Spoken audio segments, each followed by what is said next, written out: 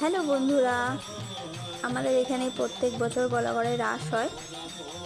তো রাসে প্রথম ব্রহ্মা পুজো হয়েছিল, তো ব্রহ্মা পুজোর ছবিটা তোলা হয়নি আমাদের। তারপরেই মণ্ডপ হয়েছে।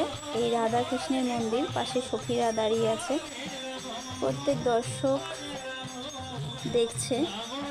সবার খুব ভালো লেগেছে। এই যে রাস্তার ধারে লাইটিং, আর সামনে একটি পুকুর রয়েছে, পুকুরে তো ঝর্ণা লাইটিং খুব সুন্দর লাগছিল। ওখানে একটি ফাংশন হচ্ছিল, ফার্স্টে একটি বাচ্চা গিটার বাজাচ্ছিল, খুব ভালো লাগছিল ফাংশনটা দেখতে। তারপরে একটি বাচ্চা আমাদের জাতীয় সঙ্গীত জনগণ মন অধিনায়ক জয় হে গানটি করছিল, তার জন্য সবাই উঠে দাঁড়িয়েছে। আমাদের প্রত্যেকেই উচিত যে যেখানে এই গানটি শুনবে যেন উঠে দাঁড়ায়। আমার তো খুব ভালো লাগছিল ফাংশনটা। কিছুক্ষণ দেখে আমরা আবার রাসতলার দিকে এগোতে লাগলাম। এই হয়েছে সেই দুর্গা মন্দির। রাসতলার আগে মা সিংহের উপরে বসে আছে। এখানে দেখো দিদি দেখো দাঁড়িয়ে আছে।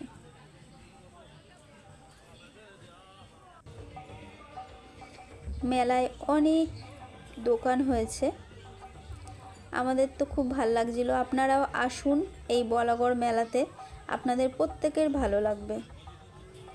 আমরা রাসতলায় রাজবাড়ির দিকে এগিয়েছি। এই যে সেই রাজবাড়ি, দীর্ঘ বছর ধরে এখানে পুজো হয়। এই যে সেই ঝাল লণ্ঠন, যুগ যুগ ধরে এখানে পুজো হচ্ছে রাজবাড়িতে। অনেক লোক জড়ো হয়েছে এখানে গোপীনাথ এবং রাধা কৃষ্ণের দর্শন করার জন্য। আপনার প্রত্যেকে আসুন, ভালো লাগবে, আনন্দ লাগবে।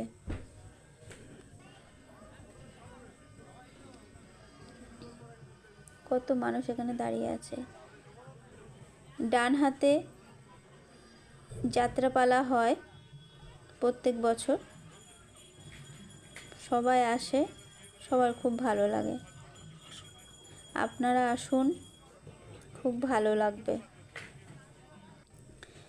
এটা হয়েছে যথাসম্ভব নাচেরই ঘর হবে ওনারা বলছিল।